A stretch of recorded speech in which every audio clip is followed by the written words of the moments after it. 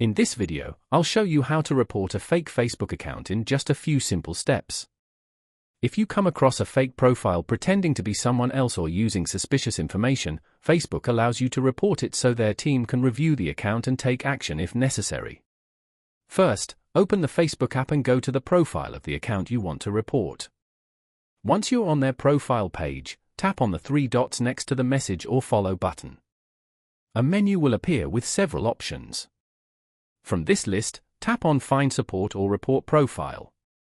Facebook will then ask you to choose the reason for reporting the account.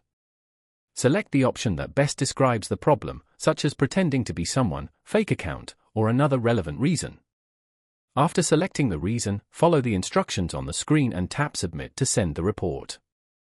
Once the report is submitted, Facebook will review the account and decide whether it violates their policies. And that's it. That's how you can report a fake Facebook account. If this video helped you, make sure to like the video and subscribe to the channel for more simple and helpful tech tutorials.